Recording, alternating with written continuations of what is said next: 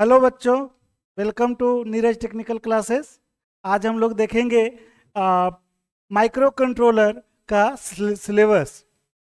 इसमें आपको पढ़ना है इंट्रोडक्शन। इंट्रोडक्शन यूनिट 1 में है और इसमें डिफरेंस बताया गया है micro processor and micro controller का।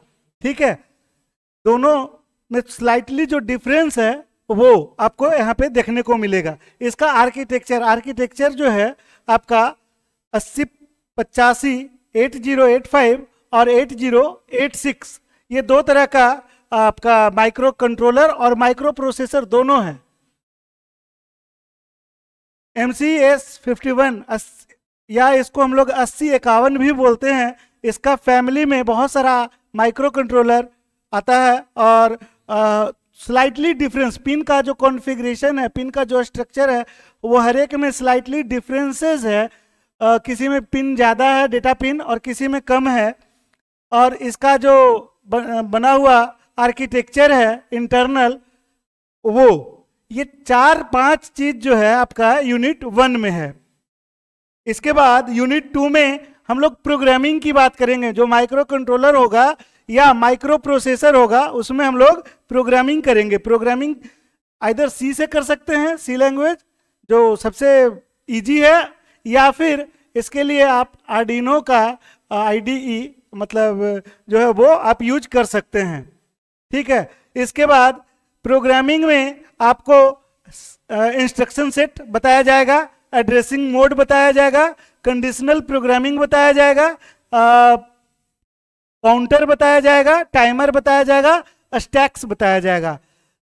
ये हम लोग बात करेंगे कि ये टाइमर एंड स्टैक्स होता क्या है। जब हम डिटेल में बात करेंगे तो आपको वहां पे देखने को मिलेगा। इसके बाद आपको माइक्रो कंट्रोलर या माइक्रो प्रोसेसर से हार्डवेयर, एक्सटर्नल हार्डवेयर जो आपको अटैच करना होता है, कनेक्ट करना होता है, और उसमें फंक्शनैलिटीज दिया जाता है, वो कैसे किया जाता है। सपोज डेट आपके रूम में फैन चल रहा है और फैन का स्पीड जो है आपको मोबाइल से रेगुलेट करना है, या LEDs ऑन ऑफ करना है ना, एनालॉग टू डिजिटल कन्वर्जन। जैसे कि यहाँ पे मान लिया जाए कि हम बोल रहे हैं, जो बोल रहे हैं ये वॉइस जो है एनालॉग है, और ये जो रिकॉर्ड हो रहा है वो आपका डिजिटल है। तो ये आप माइक्रो कंट्रोलर या माइक्रो प्रोसेसर से कैसे अपने एल्गोरिथम से कर सकते हैं, वो आपको यूनिट 3 में देखने को मिलेगा।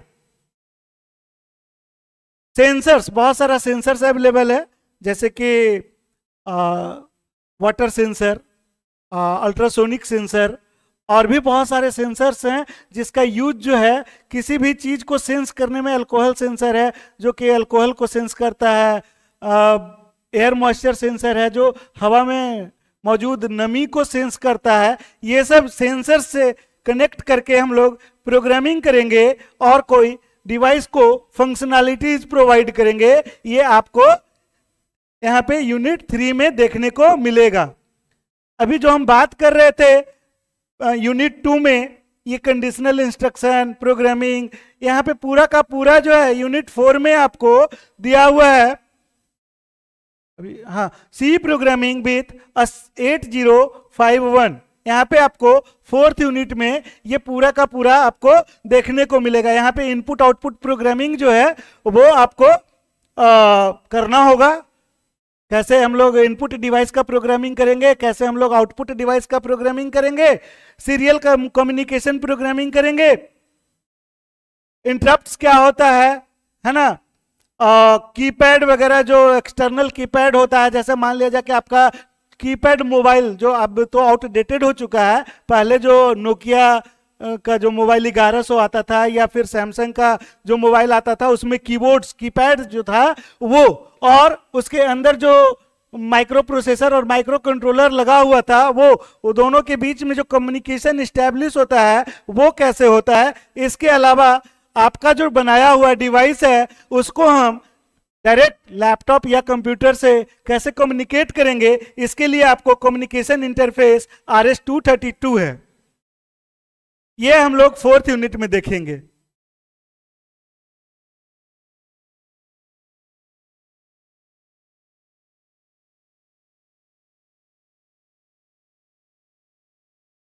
Unit fifth. फिफ्थ यूनिट की अगर हम बात करें तो इसमें भी बहुत ज़्यादा नहीं है। हम लोग इनपुट आउटपुट पोर्ट जो होता है वो थोड़ा सा स्लाइटली डिफरेंस है। अभी जो हम बात कर रहे थे RS-232 का, तो वहाँ पे बहुत लोग समझते हैं कि RS-232 एक पोर्ट है, नहीं, वो एक सीरियल कम्युनिकेशन है। पोर्ट आपका एडिशनल जो होता है, जैसे आपका USB का जो पोर्ट होता है आप देखे होंगे, मोबाइल में भी रहता है। मोबाइल का जो चार्जर जो कम्युनिकेट होता है वो C टाइप पोर्ट होता है। तो इस तरह का जो पोर्ट से हम लोग जो है डेटा को ट्रांसफर कैसे करते हैं, किस एल्गोरिथम से करते हैं, उसका नीड कैसे प्रोसेसिंग के टाइम पे क्या है, ये सब हम लोग देखेंगे यूनिट फिफ्थ में। यहाँ पे आपको एनालॉग टू डिजिटल और डिजिटल टू एनालॉग कन्वर्जन और डेप्थ में देखने को मिलेगा। और टाइमर जो होता है क्लॉक, जो कि हर एक डिवाइस में लगभग 99.99% डिवाइस जिसमें माइक्रो कंट्रोलर या माइक्रो प्रोसेसर का यूज किया गया है, उसमें ये टाइमर होता ही होता है। ये हम लोग देखेंगे कि ये टाइमर कैसे वर्क करता है, इसका स्ट्रक्चर क्या है, ये सारा चीज।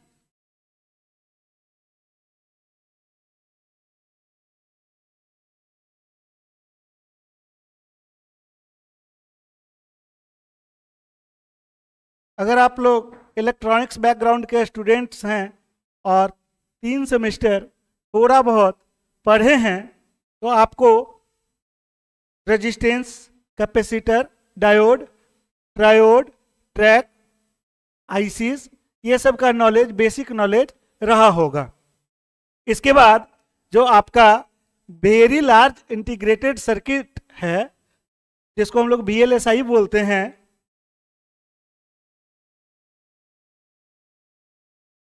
हाँ वही बोल रहे, वही कर रहे हैं।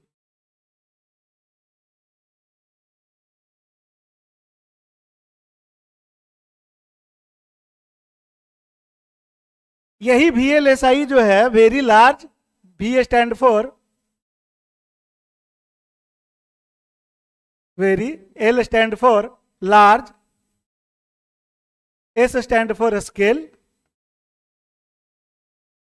और I stand for integrated circuit.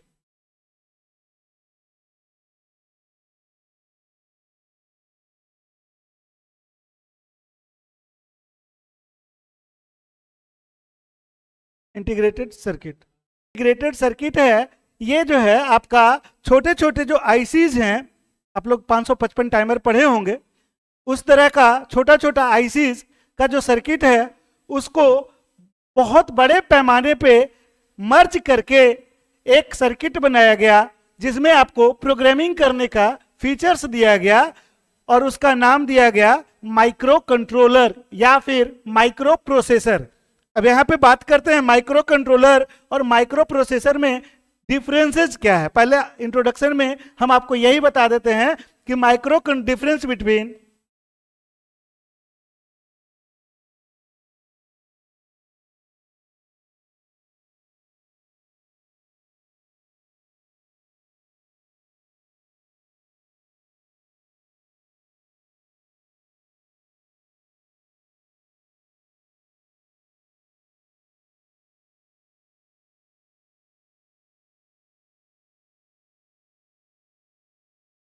दोनों आपको देखने में एक जैसा लगेगा, दोनों में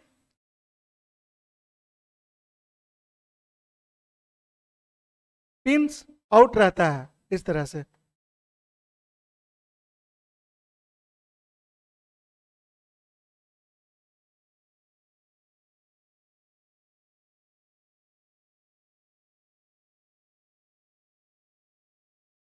अब हम इसको माइक्रो कंट्रोलर बोलेंगे या माइक्रो प्रोसेसर या फिर आईसीस।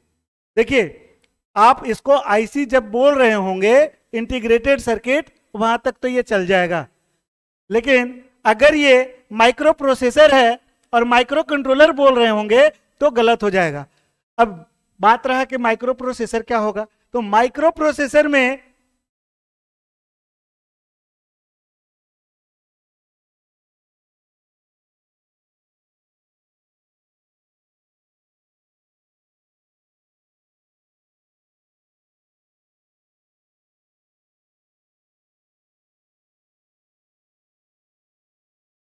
माइक्रो प्रोसेसर में बस ये दो चीज होता है, ALU और कंट्रोल यूनिट।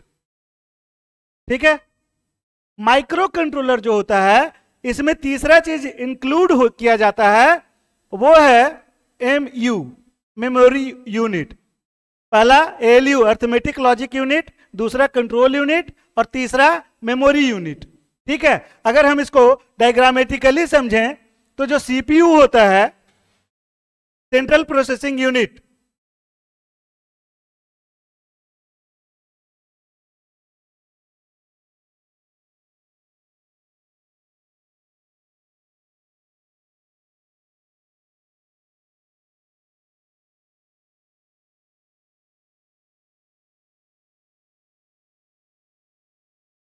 तो ये जो CPU हम लोग बोलते हैं ना, वो माइक्रो प्रोसेसर को बोलते हैं। तो आप कहिएगा कि सर अभी बताए कि माइक्रो प्रोसेसर में MU नहीं होता है, आप यहां पे MU बता रहे हैं। हाँ, तो ये जो MU वाला जो सेक्शन है, ये आपका हार्ड डिस्क हो सकता है जो कि एक्सटर्नल है। क्या हो सकता है? Hard disk. ये क्या है? इस डिवाइस से अलग डिवाइस है जिसको बसेज या फिर बस को हम लोग वायर भी बोलते हैं, उससे अलग से कनेक्ट किया हुआ है इस तरह से, ऐसे। तो ये हार्ड डिस्क इस MU का पार्ट नहीं है। जो आपका CPU प्रोसेसर है उसमें सिर्फ और सिर्फ दो चीज होता है। ठीक है। उसमें एक होता है CU कंट्रोल यूनिट और एक होता है अर्थमेटिक लॉजिक यूनिट। ये जो है कलेक्शन ऑफ रजिस्टर से बना हुआ है। जबकि हम बात करें कंट्रोलर, माइक्रो कंट्रोलर की, तो इसमें तीन चीज होगा, लेकिन एक्सटर्नल हार्ड डिस्क नहीं होगा।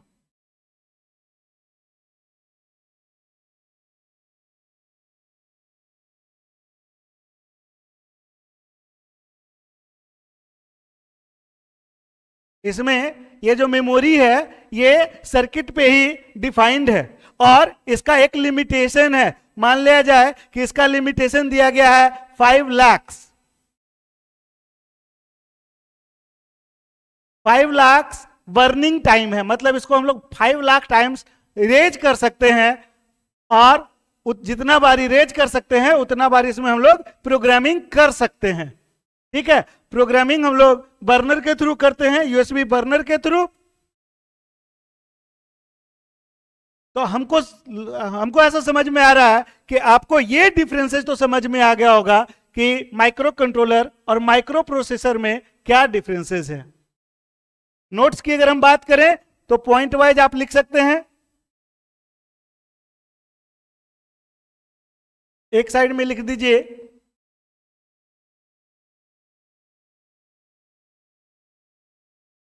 माइक्रो प्रोसेसर और दूसरे साइड में आप लिख दीजिए माइक्रो कंट्रोलर।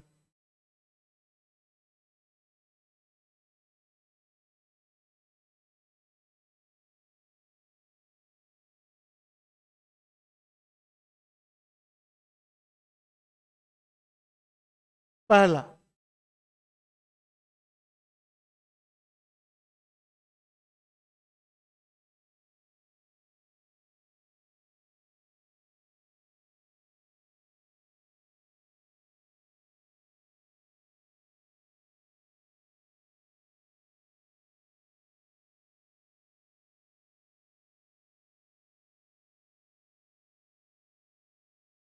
ये सिमिलरिटीज है दोनों में।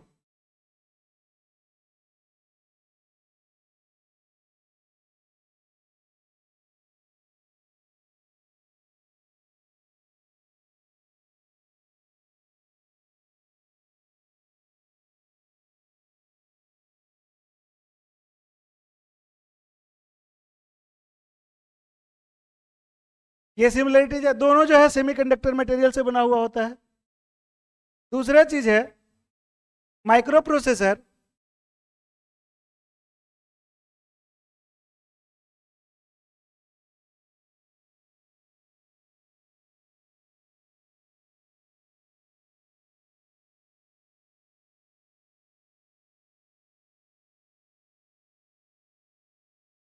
It can't store data permanently, मतलब जब तक इसमें इलेक्ट्रिसिटी जाएगा तब तक जो है इसमें डेटा रहेगा और उसके बाद कहानी खत्म। या जब प्रोसेसिंग का जो टाइमिंग होगा उस समय ये प्रोसेस करेगा और वो डाटा को जहां पे भेजना होगा कंट्रोल यूनिट से वहां पे भेज देगा।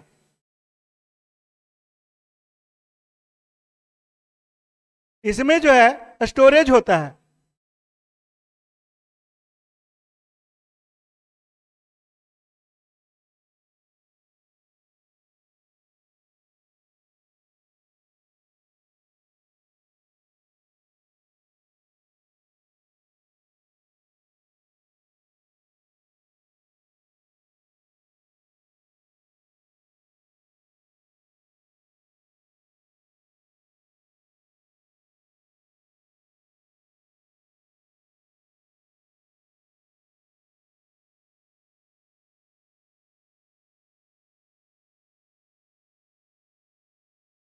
इसका जो है कि जब हम इसमें एक बार प्रोग्रामिंग कर देते हैं तो वो प्रोग्रामिंग तब तक स्टोर रहता है जब तक हम इसको फ्लैश नहीं करते हैं या इरेज नहीं करते हैं।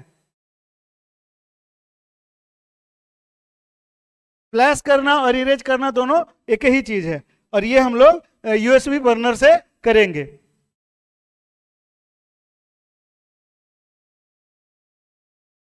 तीसरा है माइक्रो प्रोसेसर कॉस्टली होता है।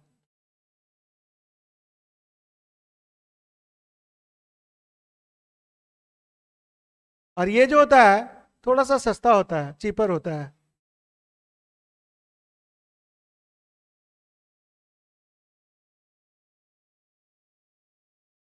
माइक्रो प्रोसेसर पे अगर हम प्रोग्रामिंग करते हैं तो इसके लिए हमको एक स्टोरेज का जरूरत पड़ता है।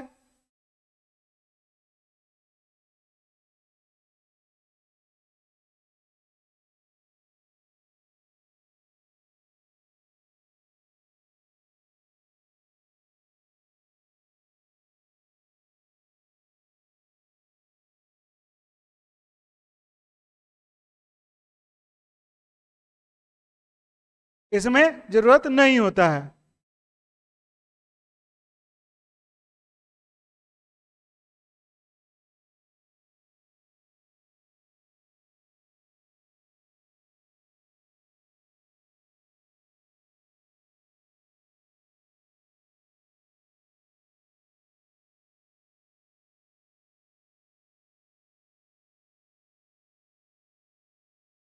दोनों में इनपुट आउटपुट पिन होता है, ये सिमिलैरिटीज है जिसे हम लोग कनेक्ट कर सकते हैं। तो यहां तक आपको हमको नहीं लगता है कि कोई कंफ्यूजन होगा।